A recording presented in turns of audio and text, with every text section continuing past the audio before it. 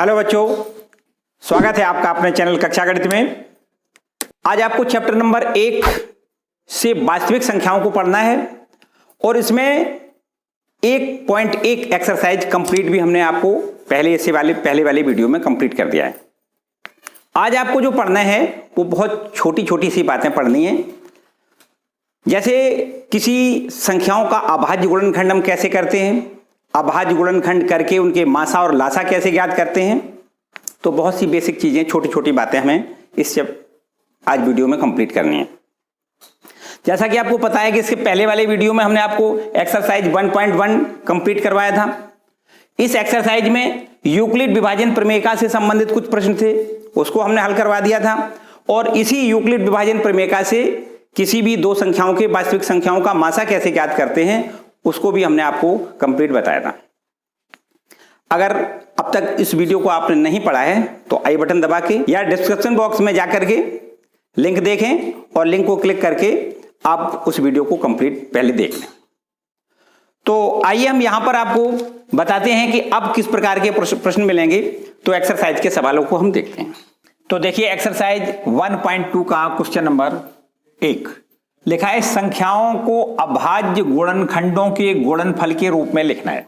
बहुत सिंपल सी बात है जो कि आपने कक्षा 6, 7, 8 तक में भी ये चीजें करवाई जाती हैं। तो चलिए हम एक बार इसको फिर से करवाएं। जैसे ये लिखा है 140, इसके आपको अभाज्य गुणनखंड करना है। तो क्या करेंगे, देखो आपको गुणनखंड करने के लिए एक तो सबसे बड़ी मोटी एक चीज याद रखनी है कि अगर इस लास्ट वाले अंक पे, इकाई वाले अंक पे, लास्ट मानी इकाई वाले अंक पर 0 है, 2 है या 4 है या 6 है या 8 है तो वह संख्या निश्चित रूप से 2 से डिवाइड हो जाएगी। अगर किसी संख्या के अंत में 5 लिखा है तो वह संख्या निश्चित रूप से 5 से डिवाइड हो जाएगी। बाकी विषम संख्या अगर लिखी है तो वह विषम अंक से ही डिवाइड होगी, वो संख्या कभी सम अंक से डिवाइड नहीं होगी। तो बस इन नियमों को थोड़ा फॉलो करते हुए आगे हम इसके गुणनखंड करेंगे। तो सबसे पहले हम इसमें देखो 2 से इसको डिवाइड कर दें। 2 से अगर हम इसको काटेंगे तो 2 सत्ते 14 और ये आपका 0 ज्यों का त्यों। फिर 2 से काट दें तो ये देखो 35 बार कट जाएगा। और अब इसको हम यहां पर देखो इकाई पर 5 आ गया तो इसका मतलब इसको अब हम 5 से काटेंगे तो 5 सत्ते 35, फिर 7 एकम 7। तो इस तरीके से इसके देखो अभाज्य गुणनखंड क्या हो गए, यहां लिख दें अभाज्य गुणनखंड काय के 140 के। तो लिखना है 140 के अभाज्य गुणनखंड। गुणनखंड अभाज्य का मतलब तो मेरे ख्याल से आपको पता होगा। अभाज्य का क्या मतलब है, ऐसे गुणनखंड जिसके और दोबारा से गुणनखंड ना हो सके। अभाज्य मानी छोटा से छोटा गुणनखंड जो होता है वो अभाज्य गुणनखंड कहलाएगा, जो अब दोबारा से और विभाजित नहीं हो सकता। उस गुणनखंड को हम क्या कहेंगे, अभाज्य गुणनखंड। तो यहां पर 140 के जो अभाज्य गुणनखंड होंगे वो कितने होंगे, 2 गुणे 2 गुणे 5 गुणे 7। तो ये हम इसको ऐसे भी लिख सकते हैं। देखो 2 और 2 कितने बार हैं, 2 बार हैं। तो इसलिए इसको हम लिख सकते हैं 2 का पावर 2 और गुणे 5 गुणे 7। ये हमारे अभाज्य गुणनखंड हो गए इकाई के 140। क्लियर हो गया। बस सारे इसी प्रकार से सारे करने हैं। जैसे अब हम आपका ये सेकंड पार्ट करके दिखा देते हैं। ये आपका सेकंड पार्ट है, 156 के गुणनखंड करने हैं, 156 के। तो वही काम इसमें भी करना है। देखो गुणनखंड करेंगे तो अंत में सबसे पहले हमें आखिरी वाला जो इकाई का अंक है उसको देखना होता है। ये सम है तो निश्चित रूप से ये 2 से डिवाइड हो जाएगा। तो 2 से डिवाइड करेंगे, 2 सत्ते 14 और 1 बचेगा 2 अट्ठे 16। फिर 2 से डिवाइड कर दें तो 2 तिया 6 और 2 निम 18। फिर ये 3 से डिवाइड हो जाएगा तो 3 एकम 3 और 3 त्रिका 9। और अब ये हमारी 13 रूट संख्या आ गई तो 13 से एक बार डिवाइड हो जाएगा। तो इस तरीके से हम कह सकते हैं कि आपका जो 156 है उसके अभाज्य गुणनखंड, अभाज्य गुणनखंड 156 के अभाज्य गुणनखंड कितने हो गए, देखो क्या लिखोगे, 2 गुणे 2 गुणे 3 गुणे 13 गुणे 3 और गुणे 13। इसको ऐसे भी लिख सकते हैं, 2 गुणे 2 2 बार है ना, तो इसको हम लिख सकते हैं 2 का स्क्वायर और गुणे में 3 गुणे में 13। तो इस तरीके से ये भी इसके 156 के भी अभाज्य गुणनखंड पता हो गए। इसी प्रकार से ये सारे हैं। थोड़ा कुछ बड़े बड़े हैं तो उनको थोड़ा ध्यान से करना है, किससे कटेगा ये थोड़ा ध्यान रखना होता है, बाकी और कोई खास बात नहीं है। देखो ये लिखा है तीसरे वाले भाग में, देखें लिखा है 3825, ठीक है। तो 3825 के अगर हमें गुणनखंड करने हैं तो आपको देखना है सबसे आखिरी वाले अंक पर क्या लिखा है, 5 लिखा है। तो अब यह निश्चित रूप से 5 से डिवाइड संख्या हो जाएगी। तो देखो कर दो डिवाइड, 5 से करोगे 5 सत्ते 35, कितना बचा 3, 3 पर 2 मानी कितना हो गया 32, और 5 छक्का 30, कितना बचा 2, 25 हो गया, 5 पंचे 25। फिर देखो आखिरी में 5 आ गया तो फिर ये 5 से डिवाइड हो जाएगा। तो 5 एकम 5, 2 बचा, 5 पंचे 25, 1 बचा, 5 तिया 15। अब देखिए 3 से डिवाइड हो जाएगा, तो 3 से डिवाइड करेंगे तो 3 पंचे 15 और 3 एकम 3। अब बताओ किससे डिवाइड हो जाएगा, तो ये 3 से फिर डिवाइड हो जाएगा। तो 3 से 3 एकम 3 और 3 सत्ते 21, तो ये आपका 17 बार डिवाइड होगा, 17 गुणे 1। क्लियर। तो अभाज्य गुणनखंड कितने हो गए, देखो 3825 के अभाज्य गुणनखंड, 3825 के अभाज्य गुणनखंड, अभाज्य गुणनखंड कितने हो गए, बस इनको सबको लिख दें, 5 गुणे 5, 3 गुणे 3, और अंत में आपको लिखना है ये 17, ठीक है। अब 5 और 5 2 बार है ना, तो इसको हम 5 का स्क्वायर लिख सकते हैं और इसको हम 3 का स्क्वायर लिख सकते हैं, क्योंकि 3 और 3 2 बार हैं, और गुणे में ये आपका 17। तो इस तरीके से कह सकते हैं ये आपका 3825 के अभाज्य गुणनखंड कितने हो गए, 5 का स्क्वायर इंटू 3 का स्क्वायर, मानी 5 गुणे 5 इंटू 3 गुणे 3 और इंटू में 17, ठीक है। सारे ऐसा ही करना है, कोई खास नया काम नहीं है। रैप कर दें इसको, तो देखते हैं क्वेश्चन नंबर, ये आपका जो चौथा पार्ट है इसको भी देखो कर लेते हैं।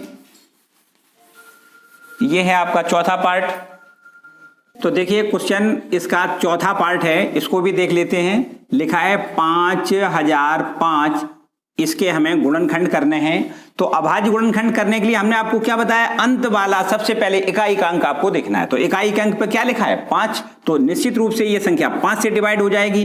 तो चलिए 5 एकम 5, 0 0, 5 एकम 5। अब इसको हम 7 से डिवाइड कर देते हैं, 7 एकम 7, बच जाएगा 3, तो ये हो जाएगा 30।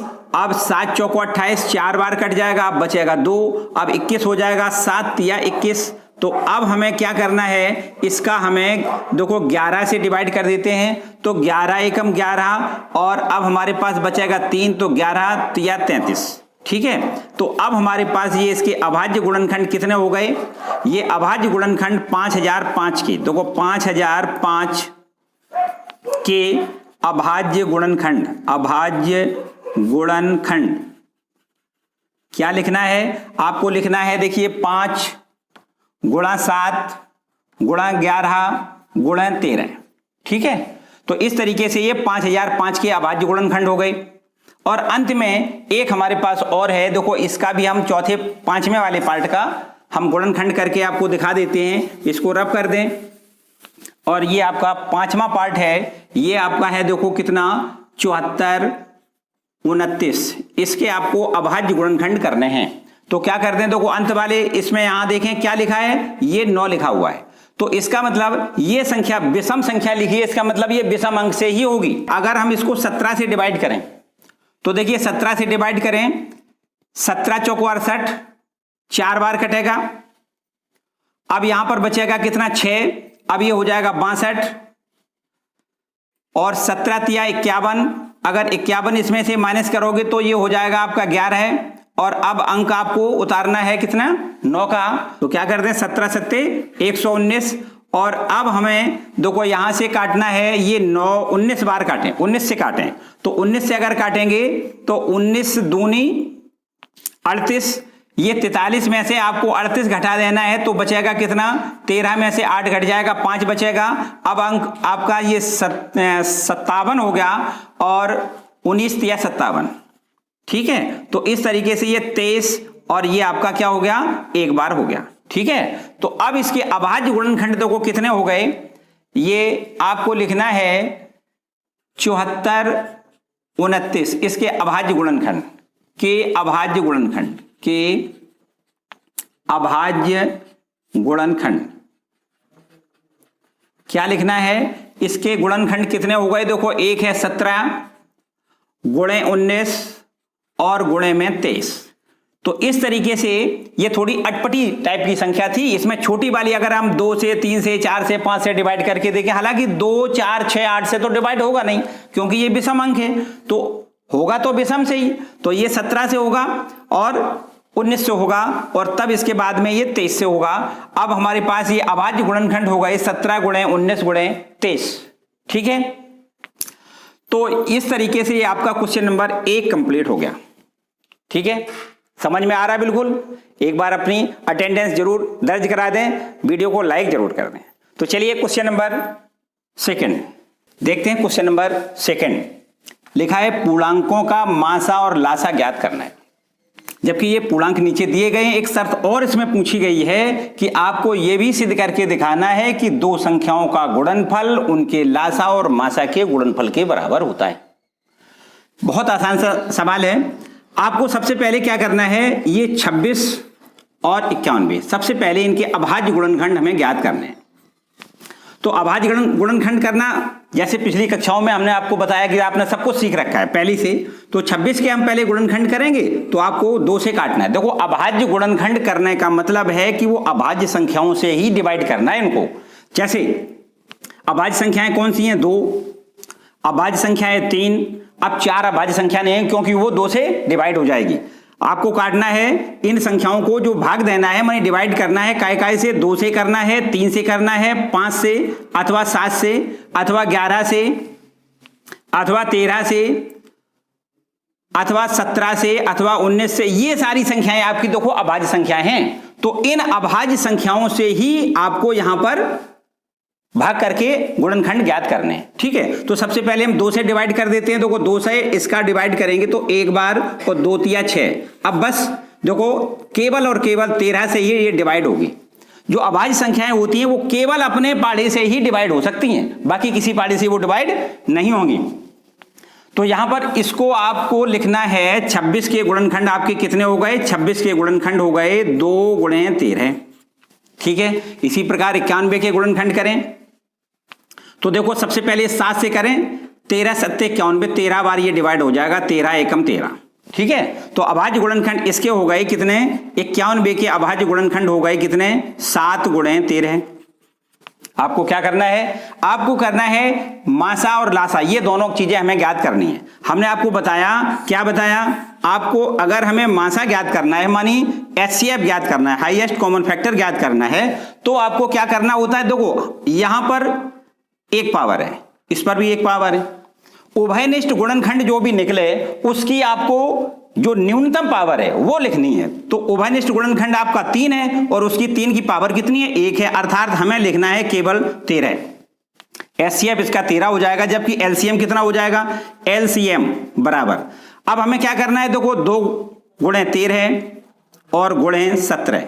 आपको एक दो को ध्यान दें, जो आपकी ये न्यूनतम पावर है इनकी सबका आपस में गुणा करना है, सॉरी अधिकतम पावर जो होती है उसका सबका आपस में गुणा करना है और बस ये हमारा एलसीएम निकल आएगा। तो बराबर में ये हो जाएगा 2 गुणे, देखो 13 सत्ते कितना लिख दें 91 और बस 91 में 2 का गुणा करेंगे, 2 एकम 2 और 2 निम 18। तो आपका ये एलसीएम हो गया कितना 182। अब हमें यह सिद्ध करके दिखाना है कि उनका जो एचसीएफ और एलसीएम है इन दोनों का गुणनफल काय के बराबर सिद्ध करना है, उन दोनों संख्याओं के गुणनफल के बराबर हमें प्रूव करना है। ये देखो है, तो यहां पर सबसे पहले हम क्या करते हैं, एचसीएफ और इनटू में एलसीएम, एलसीएम इन दोनों का गुणा कर लेते हैं, मानी मासा और लासा का गुणा कर लेते हैं। तो ये देखिए मासा हमारा दिया गया है कितना, एचसीएफ है 13 है और एलसीएम है हमारा कितना 182। तो गुणा कर देते हैं, 13 दूनी 26 हासिल 2, 13 अट्ठे 104 और 2 106 हासिल 10 और 13 एकम 13 और 10 23। तो ये हमारा हो गया 2366, मानी एचसीएफ और एलसीएम का गुणनफल कितना हो गया 2366। जबकि अब दोनों संख्याओं का गुणा करना है, तो देखिए दोनों संख्याओं कौन कौन सी दोनों संख्याएं हैं, दोनों संख्याएं हमारी हैं 26 और 91 का गुणनफल करना है। तो गुणनफल भी वास्तव में इतना ही निकलेगा, कितना, 26 और 91 का गुणा करके देख लें, 26 गुणे 91 बराबर आपका निकलेगा 2366। ठीक है, तो इस तरीके से हम कह सकते हैं कि दोनों संख्याओं का एचसीएफ और एलसीएम अगर लें तो एलसीएम और एचसीएफ का गुणनफल उनके दोनों के गुणनफल के बराबर होता है। दोनों संख्याओं का गुणनफल एचसीएफ और एलसीएम के गुणनफल के बराबर होता है। ठीक है, तो इस तरीके से जैसे हमने एक क्वेश्चन किया है, चलिए हम दूसरा क्वेश्चन भी करके आपको दिखा देते हैं। इसको हम यहां रब कर दें और क्वेश्चन नंबर दूसरा देखें। ये हमारे पास है क्वेश्चन नंबर सेकंड, देखिए ये है 510, इसके भी हमें फैक्टर करने हैं, और ये है 92, इसके भी हमें फैक्टर करने हैं। तो सबसे पहले हम 2 से यहां 2 को डिवाइड कर दें, तो 2 दूनी 4, 1 बचेगा, और 2 पंचे 10 और 2 पंचे 10। अब इसको हम 3 से डिवाइड कर दें, 3 8 24, 1 बचेगा, 3 पंचे 15। अब इसको हम 5 से डिवाइड कर दें, तो 5 एकम 5 और बचेगा 3, 35 हो जाएगा, 5 सत्ते 35। अब बस ये हमारी देखो 17 जो बची है वो संख्या अभाज्य संख्या वैसे ही है, तो आप 17 से ही इसको काटोगे। ठीक है ना। अब इस तरीके से देखो हम 92 का कर रहे हैं, बिल्कुल इसी प्रकार हम 2 से पहले डिवाइड करेंगे, 2 चौको 8, 1 बचेगा, और ये 12 हो जाएगा, 2 छक 12। फिर से 2 से डिवाइड करेंगे तो ये हमारा 23 रह जाएगा, फिर 2 से डिवाइड 2, अब तो 23 से केवल डिवाइड होगा क्योंकि ये हमारी अभाज्य संख्या है। ठीक है, तो हम कह सकते हैं, देखिए 510 के हम गुणनखंड जब अभाज्य गुणनखंड लिखेंगे तो क्या लिखेंगे, 2 गुणे 3 गुणे 5 गुणे 17, और इसी प्रकार 92 के अभाज्य गुणनखंड लिखेंगे तो लिखेंगे 2 गुणे 2 गुणे 23। ठीक है, हम यहां इसको ऐसे भी कर सकते हैं, इस दूसरे वाले को यहां पर 2 गुणे 2 2 बार है तो इसको लिख सकते हैं 2 का स्क्वायर गुणे 23, ऐसे भी लिख सकते हैं। ठीक है, अब हमें क्या करना है, देखो एलसीएम बराबर, एलसीएम कौन कौन सी राशियों का है, 510, 92, इन दोनों संख्याओं का एलसीएम निकालना है। ठीक, ये उल्टा लिख दें, ऐसे करके लिख दें, देखिए 510, 92, इन दोनों संख्याओं का क्या निकालना है हमें, एलसीएम बराबर, देखो कितना हो जाएगा।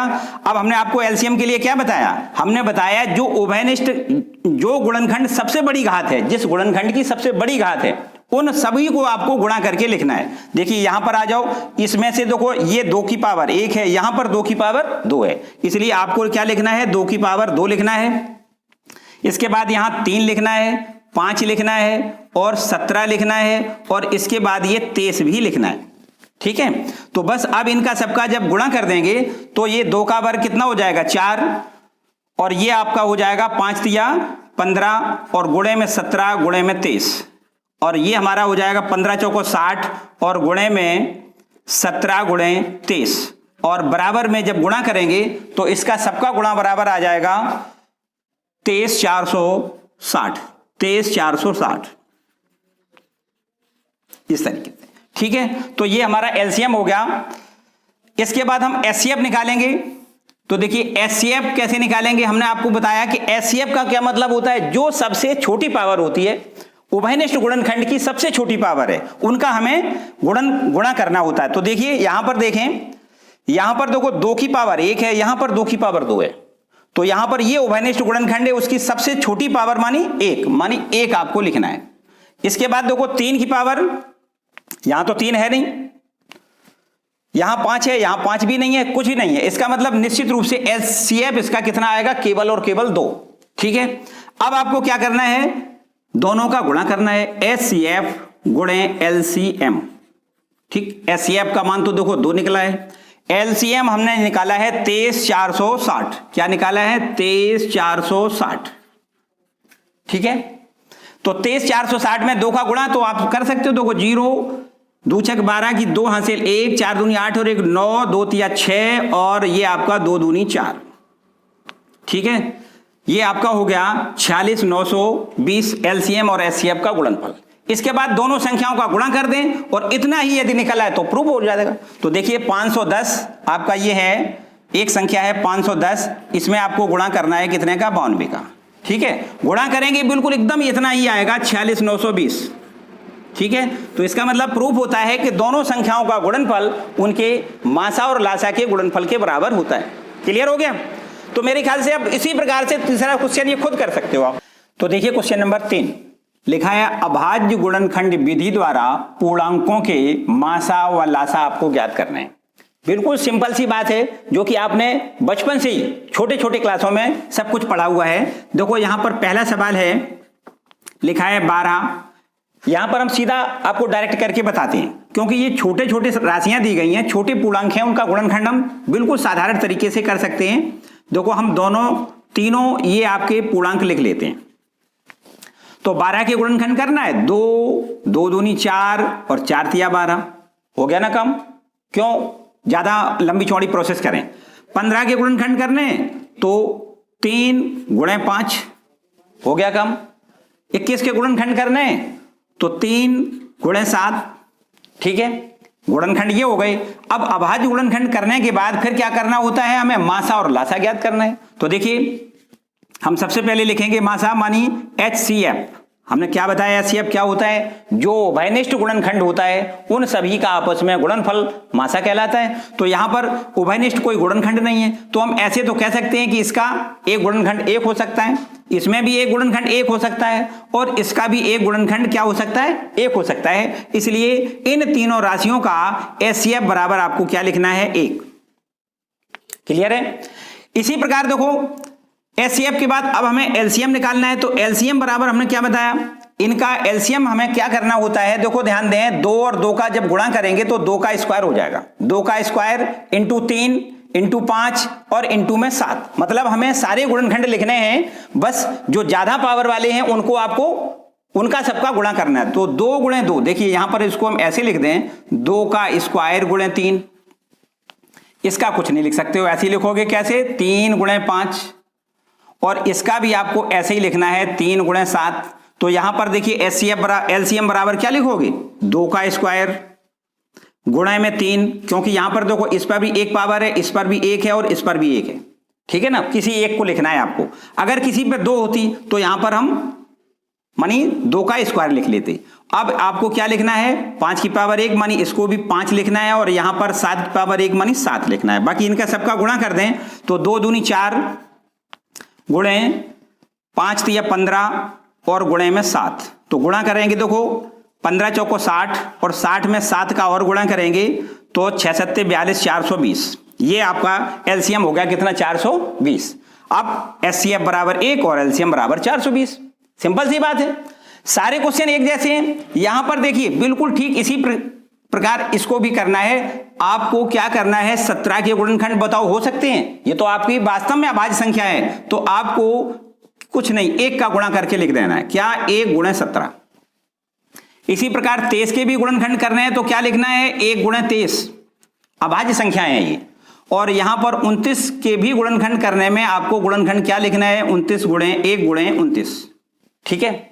अब बस सीधा काम है HCF बराबर क्या लिखोगे? 1 1 1, उभयनिष्ठ गुणनखंड 1 हो गया, आपको लिखना है 1। और LCM बराबर क्या लिखना है? देखिए इनका सबका गुणा, किसका? 1 का, 17 का, 23 का और 29 का, सबका जब गुणा करेंगे तो इनका सबका गुणा आएगा 11339, ठीक है। तो इस तरीके से HCF बराबर 1 और LCM बराबर आपका हो गया 11339, ठीक। सिंपल सा काम है। इसमें भी देखो वही काम करना है। तीसरे पार्ट में गुणनखंड बिल्कुल साधारण वाले हैं ना, इसलिए हम सीधा सीधा कर रहे हैं। आपका क्या करेंगे? 8 और ये 9 और आपका ये 25। तो 8 के गुणनखंड क्या लिखेंगे? 2 2 दूनी 4 और 4 दूनी 8, इसको लिखेंगे 2 की पावर 3, ठीक है। 9 को क्या लिखोगे? 3 गुणे 3, अर्थात इसको लिखोगे 3 का स्क्वायर। और 25 को क्या लिखना है? 5 गुणे 5, इसको आपको लिखना है 5 का स्क्वायर, ठीक है। अब आपको लिखना है LCM। देखो यहां पर कुछ नहीं है, उभयनिष्ठ गुणनखंड नहीं है, आपको 1 का गुणा मान लेना होता है, क्योंकि 1 का गुणा तो किसी में कर सकते हो। तो यहां पर आपको लिखना है HCF बराबर क्या लिखोगे? 1, उभयनिष्ठ गुणनखंड 1 है। अब LCM, तो LCM बराबर क्या लिखना है? बस इनका सबका आपस में गुणा करना है। 2 की पावर 3 गुणे 3 की पावर 2 गुणे 5 का स्क्वायर, ठीक है, तो देखिए 3 2 दूनी 4 दूनी 8 तो ये हो गया, और 3 त्रिका 9 ये हो गया, और 5 पंचे 25 ये हो गया। 25 में 8 का गुणा करोगे 25 × 200, और गुणे में 9 करना है, 9 दूनी 18 पे डबल 0 बढ़ाएंगे तो ये हमारा एलसीएम हो जाएगा कितना, 18। क्लियर हो गया, कोई डाउट नहीं। तो इस तरीके से ये आपके क्वेश्चन नंबर तीसरा कंप्लीट हो गया। चौथा क्वेश्चन देखते हैं। देखिए क्वेश्चन नंबर 4 लिखा है, मासा 306,657 का मासा दिया गया है 9। दो संख्याएं दी गई हैं, इनका मासा दिया गया है 9, और उन्हीं दोनों संख्याओं का लासा आपसे पूछा गया है। अभी थोड़ी देर पहले यह बात सिद्ध करवाई गई थी कि दोनों संख्याओं का गुणनफल मासा और लासा के गुणनफल के बराबर होता है। तो सीधी सीधी सी बात यही यहां पर अप्लाई करनी है। देखो यहां लिख दें, मासा गुणे लासा बराबर दोनों संख्याओं का गुणनफल। ठीक है, तो यहां पर देखो इसी एप्लीकेशन का प्रयोग करोगे तो यहां पर मासा का मान हमें ज्ञात करना है, तो मासा बराबर आपको लिखना है लासा का इधर भाग हो जाएगा। तो मासा बराबर हो जाएगा दोनों संख्याओं का गुणनफल, और अपॉन में क्या लिखना है, अपॉन में लिखना है लासा। ठीक है, बस हो गया काम। यहां देखो नहीं, हमें लासा ज्ञात करना है और मासा का इधर भाग करना है। ठीक है ना, तो हमें ये देखो लासा ज्ञात करना है, लासा ही तो पूछा गया है, तो लासा ज्ञात करना है तो क्या करोगे, दोनों संख्याओं के गुणनफल में इस मासा का भाग हो जाएगा, पक्षांतर कर दिया बस। तो वो दोनों संख्याएं कौन कौन सी हैं, एक संख्या है 306 और उसमें गुणा करना है कितने का, दूसरी संख्या से, कितनी संख्या है 657, और अपॉन में क्या लिखना है, मासा हमें दिया गया है कितना, इन दोनों का मासा दिया गया है 9। ठीक, 9 से भाग कर दें और बाकी फिर गुणा कर दें, आंसर आ जाएगा। देखिए यहां 9 से इसको हम भाग करेंगे, तो 9 से भाग करेंगे तो 9 पंचे 45, 9 छक्का 54, 9 सत्ते 63, देखो 7 बार कट जाएगा। अब कितना बचा, 2 27 हो गया, तो 9 तिया 27, तो हमारे पास ये संख्या हो गई 306 गुणे 73। बस इनका गुणा कर दें, लासा ज्ञात हो जाएगा। इन दोनों का गुणनफल ये हो जाएगा 22,338। ठीक, तो अब हमारा ये हो गया लासा। क्लियर, बिल्कुल सीधी सीधी आसान सा प्रश्न है। देखिए नेक्स्ट क्वेश्चन नंबर 5 देखिए, जांच कीजिए कि क्या किसी प्राकृतिक संख्या n के लिए संख्या 6 की पावर n अंक 0 पर समाप्त हो सकती है। देखिए समझिए बहुत ध्यान से, आपके पास एक संख्या लिखी है 6 की पावर n, क्या लिखी है, 6 की पावर n, जबकि n क्या है, प्राकृतिक संख्या। आपको पता है प्राकृतिक संख्या कितनी होती हैं, सभी 1 से लेकर देखो 1 2 3 4 ये सारी संख्याएं क्या हैं, प्राकृतिक संख्याएं हैं। तो यहां पर n का मान अगर कुछ भी रख दें, जैसे n का मान हम 1 लिख दें, देखिए n बराबर 1 लिख दें, तो आपके पास यहां पे हो जाएगा n बराबर 1 के लिए आप कह सकते हो कि ये आपका 6 की पावर n का मान कितना हो जाएगा, 6 की पावर 1। 6 की पावर 1 का मान तो 6 होता है, ठीक है ना। तो ये 6 वाली संख्या जो है, क्या ये 0 पर समाप्त हो रही है, नहीं हो रही है। अगर हम n बराबर 2 रख दें, तो n बराबर 2 के लिए ये हो जाएगा 6 का स्क्वायर, और 6 का स्क्वायर भी क्या होता है, 36। ये संख्या क्या 0 पर समाप्त हो रही है, नहीं हो रही है। अगर n बराबर 3 लिख दें, तो यहां पर हो जाएगा 6 का क्यूब, 6 छक्का 36, छक्का 216, तो क्या ये संख्या 0 पर समाप्त हो रही है, नहीं हो रही है। माने हम ये कह सकते हैं कि n का मान आप चाहे कुछ रख दें, कोई भी प्राकृतिक संख्या लिख दें, लेकिन ये संख्या जो 6 की पावर n है, इसमें कोई भी संख्या ऐसी नहीं बनेगी जो 0 पर समाप्त हो रही है। तो 0 पर कौन सी समाप्त होती हैं, जैसे 0 पर समाप्ति के लिए हम आपको एक एग्जाम्पल के तौर पर बताएं, जैसे कोई संख्या है 30, कोई संख्या है 40, कोई संख्या है 50, ये सारी संख्याएं देखो 0 पर समाप्त हो रही हैं। जब इनके हम गुणनखंड करेंगे, तो गुणनखंड में निश्चित रूप से देखो 2 और 2 का गुणा करेंगे, तो ये 3 गुणे 5, मानी 3 पंचे 15 दूनी 30। अगर हम देखो 40 के गुणनखंड करें, तो 2 2 दूनी 4 4 और 4 पंचे 20 और 20 दूनी 40। ठीक है। और यहाँ 40 के गुणनखंड 50 के गुणनखंड अगर कर दें तो यहाँ पर देखो 2 दूनी 2 पंचे 10 और 10 पंचे 50। ठीक है, तो हम ये कह सकते हैं जो शून्य से समाप्त होने वाली संख्याएं हैं वे संख्याओं में उन संख्याओं में 2 और 5 अवश्य आना चाहिए, क्योंकि 2 और 5 का जब गुणा करेंगे तो क्या हो जाएगा, 10 हो जाएगा। तो किसी भी संख्या के अंत में अगर 10 शून्य है तो वो निश्चित रूप से हम ऐसे कह सकते हैं कि वो संख्या 10 से विभाजित हो जाएगी, है ना। तो 10 तभी हो सकता है जब 5 हो और 2 हो। तो हर एक गुणनखंड निश्चित रूप से किसी भी संख्या, अगर कोई संख्या शून्य पर समाप्त होती है तो उसमें एक गुणनखंड 2 होगा और एक गुणनखंड 5 होगा। यहां पर देखिए, यहां पर जो संख्या लिखी है 6 की पावर n, अगर इसके गुणनखंड करें तो इसके गुणनखंड करने में क्या 2 और 5 गुणनखंड आएंगे। देखो इसका हम अगर गुणनखंड करें तो यहां लिख सकते हैं 2 गुणे 3 की होल पावर n। ठीक है, तो हम निश्चित रूप से ऐसा कह सकते हैं कि यहां पर केवल और केवल 2 गुणनखंड है और 3 गुणनखंड है। अब 2 गुणनखंड और 3 गुणनखंड होने से तो यह संख्या शून्य पर समाप्त नहीं हो सकती। हमने बताया गुणनखंड क्या होना चाहिए, 5 भी होना चाहिए। यहां पर 2 तो है लेकिन 5 नहीं है। आपको क्या लिखना है, ये लिखना है चूंकि 6 की पावर n के गुणनखंड, या लिख दें अभाज्य गुणनखंड, 6 की पावर n के अभाज्य गुणनखंडों में 5 नहीं आता है, 5 नहीं आता है, 5 नहीं आता है। अतः यह संख्या शून्य पर समाप्त नहीं होगी, यह संख्या शून्य पर समाप्त नहीं होगी। बोलो, हो गया भाई क्लियर। कोई भी संख्या शून्य पर कब समाप्त होती है, जब उसके गुणनखंड में 2 आए और 5 आए। तो यहां पर 2 तो आ रहा है लेकिन 5 नहीं आ रहा है, इसलिए हम ये कह सकते हैं कि 6 की पावर n संख्या जो है वो शून्य पर समाप्त नहीं होगी। क्लियर हो गया। चलिए नेक्स्ट क्वेश्चन देख लेते हैं। क्वेश्चन नंबर 6 देखें, लिखा है व्याख्या कीजिए कि 7 गुणे 11 गुणे 13 प्लस 13 और 7 गुणे 6 गुणे 5 गुणे 4 गुणे 3 गुणे 2 गुणे 1 प्लस 5 भाज्य संख्याएं क्यों हैं। आपको सबसे पहले यही बताना है कि भाज्य संख्याएं होती क्या हैं। भाज्य संख्याएं वो संख्याएं होती हैं जिनके गुणनखंड अगर करते हैं, देखो ध्यान दें, जैसे कोई संख्या हमारी लिखी है 25, इसके गुणनखंड हो जाएंगे 25 के गुणनखंड 5 गुणे 5। अगर कोई संख्या है 26, इसके गुणनखंड हो जाएंगे कितने, 13 दूनी 26 होते हैं तो 2 गुणे 13। और अगर हम कोई 27 ले लें संख्या तो इसके गुणनखंड हो जाएंगे 3 तिया 9 तिया 27। अगर कोई संख्या 28 ले तो गुणनखंड हो जाएंगे 2 दूनी 4 4 सत्ते 28। और अगर कोई संख्या 29 लें तो यहां पर 29 के गुणनखंड अब नहीं होंगे।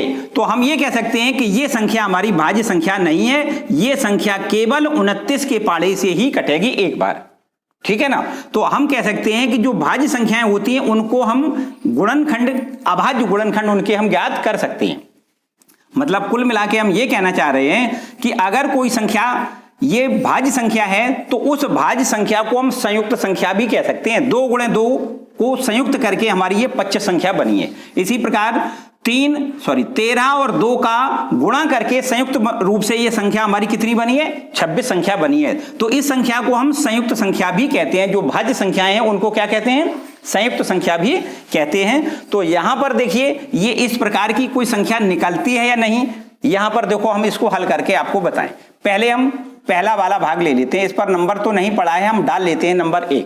पहला वाला देखिए 7 गुणे 11 प्लस 13 और प्लस 13। ठीक है, देखिए इसको हल करके देखें क्या ये वास्तव में गुणा के रूप में संख्या लिखी जा सकती है। यहां पर देखिए हम ऐसा करते हैं कि यहां पर 13 और 13 दोनों जगह से आप 13 कॉमन ले सकते हो। तो यहां पर क्या बचेगा, ये बचेगा आपका, देखिए ये आपके पास बचेगा कितना है, 7 गुणे 11 और ये 13 कॉमन में चला जाएगा, प्लस का निशान लगाएं और 13 से 13 का भाग एक बार चला जाएगा। तो ये हमारे पास हो जाएगा कितना, 13 गुणे 11 सत्ते 77 और प्लस 1 करेंगे तो क्या हो जाएगा, 78 हो जाएगा। 13 गुणे 78। ठीक, चाहे तो 78 के गुणनखंड और भी कर सकते हो। तो हम ये निश्चित रूप से कह सकते हैं कि ये पूरी संख्या ये गुणनखंड के रूप में लिखी जा रही है, माने इसके अभाज्य गुणनखंड किए जा सक रहे हैं। अगर गुणनखंड अभाज्य होते हैं तो निश्चित रूप से इस संख्या को क्या कहते हैं, हम संयुक्त संख्या कहते हैं। और अगर ये संयुक्त है इसका मतलब संख्या कैसी है, भाज्य। आपको क्या लिखना है, चूंकि 7 गुणे 11 गुणे 13 प्लस 13 संख्या संयुक्त संख्या है। क्या लिखना है, संयुक्त संख्या है, अतः यह भाज्य संख्या है, अतः यह भाज्य संख्या है। क्लियर हो गया। बस उसी प्रकार से आपका सेकंड पार्ट है। अगर इसका नंबर हम यहां पर सेकंड डाल लेते हैं तो इसको भी देखो करके दिखाएं आपको। क्या लिखा है, 7 गुणे 6 गुणे 5 गुणे 4 गुणे 3 गुणे 2 गुणे 1 प्लस 5।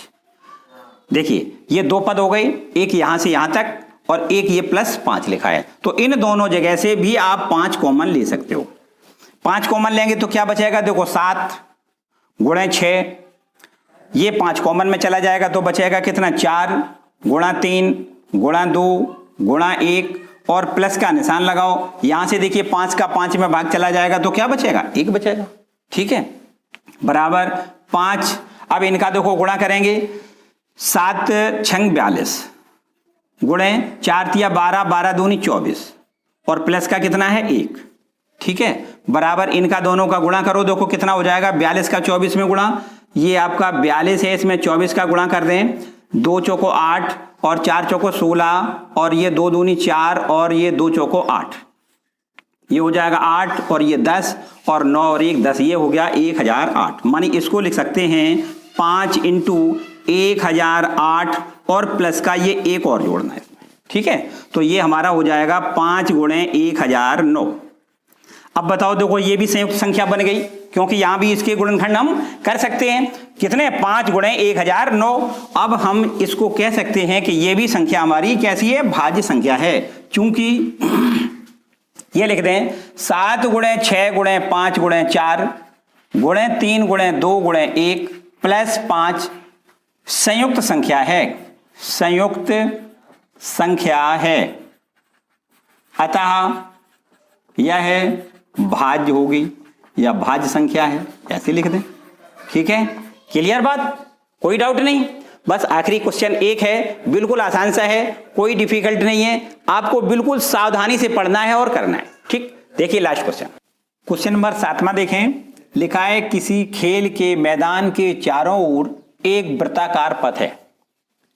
इस मैदान का एक चक्कर लगाने में सोनिया को 18 मिनट लगते हैं, जबकि इसी मैदान का एक चक्कर लगाने में रवि को 12 मिनट लगते हैं। रवि थोड़ा तेज दौड़ रहा होगा, सोनिया थोड़ी कम तेज होगी, इसलिए यहां पर सोनिया को 18 मिनट लगते हैं और रवि को उसी मैदान का चक्कर लगाने में केवल 12 मिनट लगते हैं।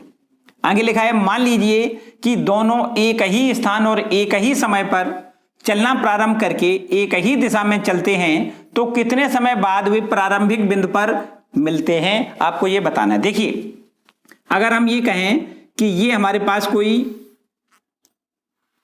एक वृत्ताकार पथ है जिस पर दौड़ना है, ठीक है, तो यहां से हम मान लो इस जगह से दौड़ना शुरू किया है।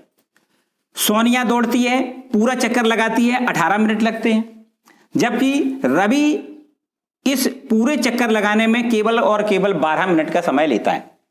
होगा ये वास्तव में कि यहां से दोनों जब दौड़ेंगे तो एक चक्कर लगाने में जब सोनिया 18 मिनट लगाएगी तो ये वाला, ये जो रवि है वो तेज दौड़ रहा है, तो ये मान लो 18 मिनट में थोड़ा आगे पहुंच जाएगा। अगर ये सोनिया एक चक्कर लगाएगी तो ये रवि जो है 18 मिनट जब लेगा, क्योंकि 12 मिनट में इसका पूरा चक्कर हो जाएगा, फिर इसके बाद ये आगे जब जाएगा तो ये आगे हो जाएगा, रवि आगे हो जाएगा और सोनिया पीछे रह जाएगी। इसी प्रकार अब ये देखो अलग अलग चले तो एक जगह से थे, लेकिन अब ये दोनों अलग अलग हो गए। अब यहां से जब चलना दोनों ने, मानी दोनों जब दौड़ते रहेंगे तो कुछ समय बाद ऐसा होगा कि यहां पर प्रारंभिक बिंदु पर एक दूसरे से फिर मिल जाएंगे। तो कब मिल जाएंगे? ये वास्तव में प्रारंभिक बिंदु पर 18 व 12 मिनट के सबसे न्यूनतम उभयनिष्ठ गुणक पर मिलेंगे।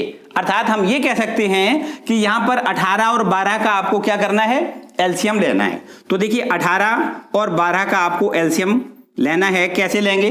देखो 18 के गुणनखंड बिल्कुल नॉर्मल तरीके से आप कर दें, 3 3 त्रिका 9 और 9 दूनी 18, ठीक है। और 12 के गुणनखंड करें तो 3 और दूनी 6 और 6 दूनी 12, ठीक है। इसको हम ऐसे भी लिख सकते हैं 2 गुणे 3 का स्क्वायर, इसको ऐसे लिख सकते हैं 2 का स्क्वायर गुणे 3, ठीक है। अब आपको क्या करना है? एलसीएम निकालना है। तो एलसीएम बराबर हमने क्या बताया? जो आपका ज्यादा घात वाला गुणनखंड होता है उसका हमें आपस में गुणा करना होता है। यहां पर देखो 3 की पावर 2 है, यहां पर 3 की पावर 1 है, तो ये इसमें पावर ज्यादा है ना, तो 3 का स्क्वायर, और यहां 2 की पावर 1 है, यहां 2 की पावर 2 है, तो आपको काय का गुणा करना है 2 की पावर 2 से। बस ये हो जाएगा 3 त्रिका 9 और 2 दूनी 4। आपको लिखना है 9 चौको 36। 36 मिनट बाद वो मूल बिंदु पर, मानी उसी बिंदु पर जहां से वो चलना प्रारंभ किया था, उसी बिंदु पर पुनः एक दूसरे से मिलेंगे। क्या लिखना है? अतः सोनिया व रवि 36 मिनट बाद एक दूसरे से